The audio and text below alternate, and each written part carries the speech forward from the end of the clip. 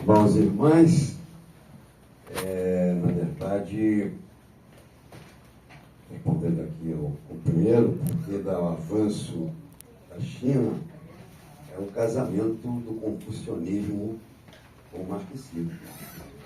Entendeu? A sabedoria chinesa é uma sabedoria difícil. E é fundamental essa trilha que permeia a direção do Partido Comunista Chinês e do próprio povo, que tem essa visão de Confúcio muito importante. Em segundo lugar, caro companheiro André Constantino, você aceitar a cesta básica é você capitular. Essa é a posição. Capitular. É aceitar a condenação.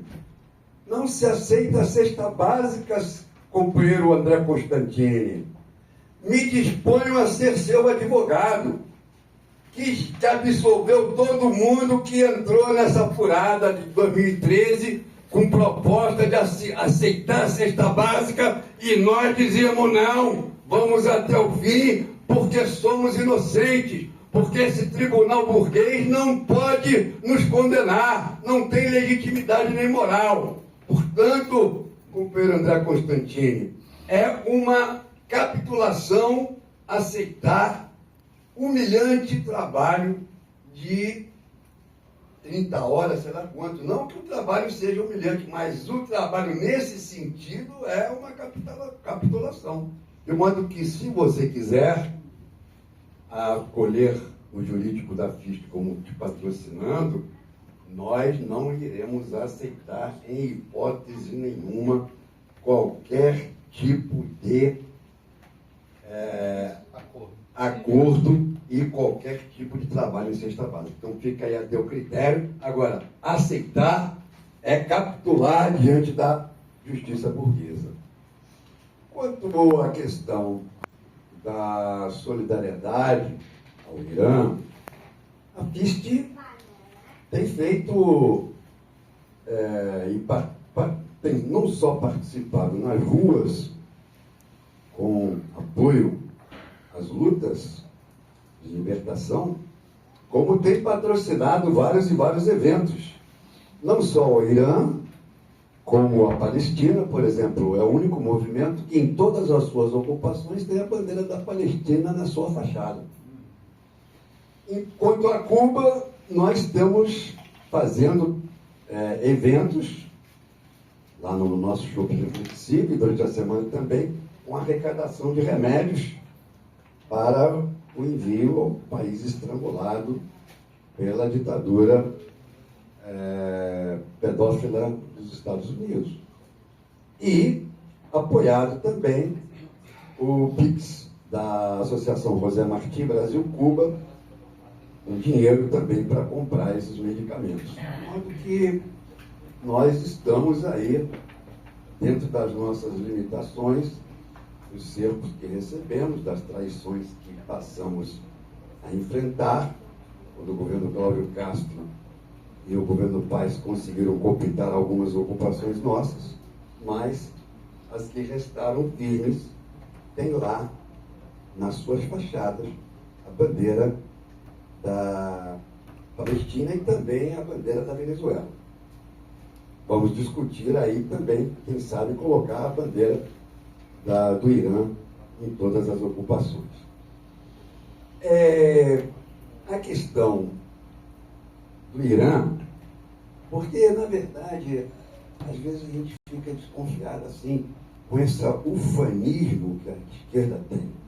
Nós somos os maiorais, nós somos os mais revolucionários, estamos vencendo. Espera aí. A Venezuela nós não vencemos. A Venezuela nós perdemos.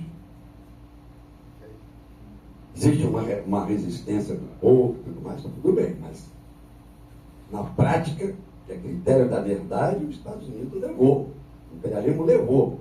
Agora mesmo, não só o petróleo foi indo todo para os Estados Unidos, mas os mais à esquerda, como o Padrino, enfim, foram afastados. Enfim, ou seja, há uma, por medo, ou querendo nem, por condições objetivas desfavoráveis, mas o fato é que nós fomos derrotados na Venezuela.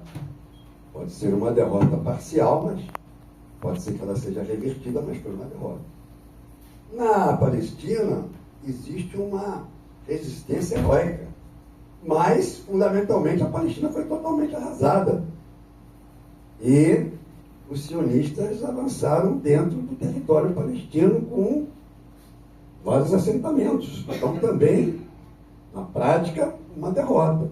Agora, sob o ponto de vista religioso, que eu até particularmente apoio, uma vez que sou católico romano e sou marxista, quer dizer, eu advogo também a transcendência. Sob o ponto de vista religioso, beleza, todos que morreram são mártires, vão para o céu, e é a mentalidade muçulmana também. Mas sob o ponto de vista prático, houve uma derrota. Agora a coisa muda de figura. Com o Irã, na verdade, a vitória começa a ficar do nosso lado. Porque os interesses norte-americanos e os interesses sionistas estão sendo abalados economicamente e militarmente. Aí sim se trata de uma vitória concreta, entendeu? E não de uma vitória espiritual, e não de uma vitória imaterial. Então, isso que nós temos que ficar bem claro. E a gente sabe que esse Império Persa tem uma história milenar. O Império Persa foi quem libertou os próprios hebreus do cativeiro da Babilônia, né? Com Ciro Grande, Babilônia hoje o Iraque. Então tem uma... E eu não quero entrar na questão interna do Irã, tem muitas coisas positivas, mas tem também o anticomunismo visceral, né? O partido perseguido no Irã. Tem uma restrição também aos cristãos, que algumas restrições se explica, evidentemente, porque podem alguns serem participantes da contra-revolução, mas o fato é que também tem uma restrição aos cristãos que não são bons, não são benéficos, porque, na verdade, tínhamos que amealhar tudo isso aí contra o inimigo, que é o imperialismo e o sionismo. Mas, fundamentalmente, para a geopolítica mundial e para abalar os alicerces do imperialismo, porque a vitória do Irã representa, por exemplo, a diminuição da ingerência ou a completa aniquilação da ingerência do Trump aqui no Brasil. E como disse aí, dessa vez corretamente pelo André Constantini, se prepara uma intervenção aqui com bode expiatório, PCC e outras mais. E aí, uma vitória do Irã vai, de repente, acarretar uma derrota do Trump dentro dos Estados Unidos e, consequentemente, a influência que ele tem no bolsonarismo diminuirá bastante ou cessará. A mesma coisa com o próprio Netanyahu. Tem uma colocação do companheiro aqui que o povo judeu quer um fascismo menos brutal. Se é que pode existir isso? Existe. Porque, por exemplo, sempre existe diferenças nas coisas. O bolsonarismo, por exemplo, é um neofascismo. Não é um fascismo tradicional. Ele não é nacionalista. Ele é homofóbico, racista, filho da puta, capitalista, papapá, mas é entreguista também. Então é um neofascismo, é um fascismo avacalhado. Então, de modo que o povo judeu pode ser a favor da guerra, enquanto seu filho não está indo, enquanto aprofundando lá as bombas dentro de Israel, aprofundando a questão econômica, as brigas que já estão... O recrutamento, as brigas que estão acontecendo dos bunkers que não é para todo judeu, é só para os judeus que têm dinheiro e tudo mais, a coisa vai mudando. Então, na verdade, quem joga um papel fundamental nesse momento é o Irã. Então, evidentemente, que nós temos que dar todo o apoio à República Islâmica do Irã, todo o apoio ao governo que está lá. E, evidentemente, que aquela farsa de revolução colorida colou em alguns lugares, mas, na verdade, todos eles foram fomentados pela própria direita. E no Irã eles não conseguiram se dar bem. Quanto à questão do Brasil não ter preparo atômico, eu vi que a esquerda passou em brancas nuvens com relação à perseguição que o comandante Otton teve. O comandante Otton é um herói do povo brasileiro. O comandante Otton foi condenado pela Lava Jato. Por quê?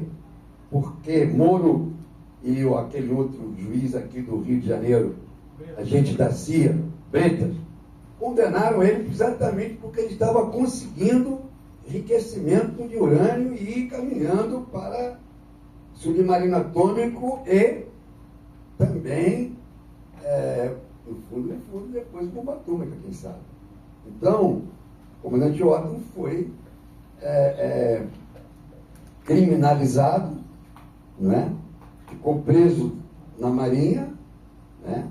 Depois em prisão domiciliar, e o programa que ele ardilosamente tinha criado, muito bem feito, conseguindo recursos e tecnologias das mais variadas formas, junto à diplomacia brasileira, foi por água abaixo.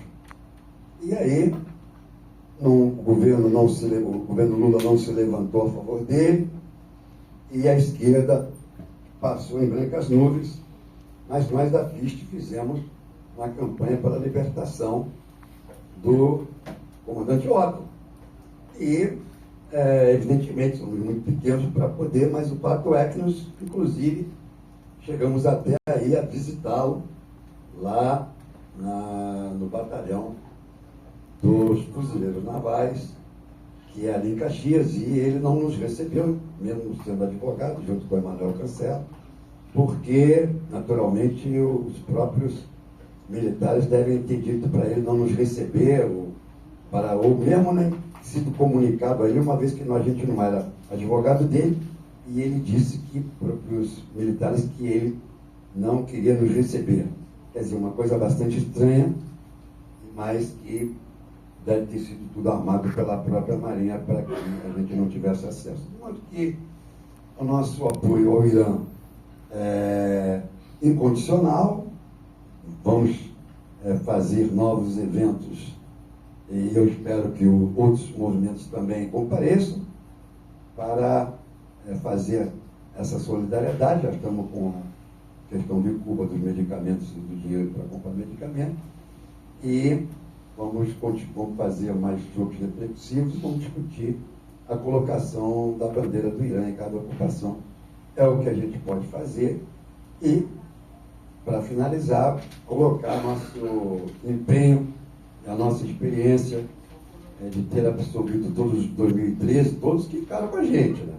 Alguns que não ficaram com a gente fizeram, né, acordo, pagamento de cesta básica, essas coisas humilhantes, e levou até o advogado Marino do Icaraí também foi até condenado pelo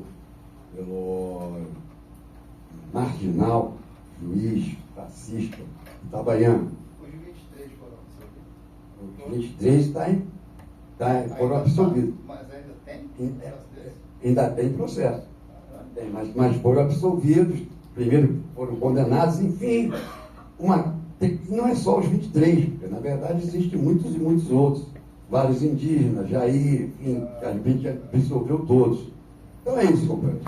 A nossa fala é essa, e todo apoio ao Irã pelo que ele representa a nível mundial. E quem tem bomba atômica, como diz corretamente o José Constantino, quem tem bomba atômica eles não se metem. Ninguém se mete com a Coreia, porque sabe que a República Popular da Coreia tem bomba atômica e ninguém mexe nela.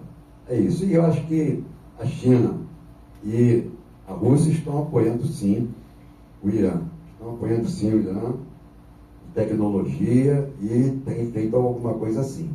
Não cabe a nós dizer, devia ser muito mais, devia ser muito menos. Não sei quais são as condições. A gente não pode ser caga-regra, nem ficar julgando os outros. Não sei até que ponto poderia ser mais. Não sei. Entendeu? Cuba, por exemplo, a Rússia agora acaba de mandar um navio petroleiro para Cuba, enfim. Estão ajudando. E quando se ajuda, a gente agradece que ajuda. É isso.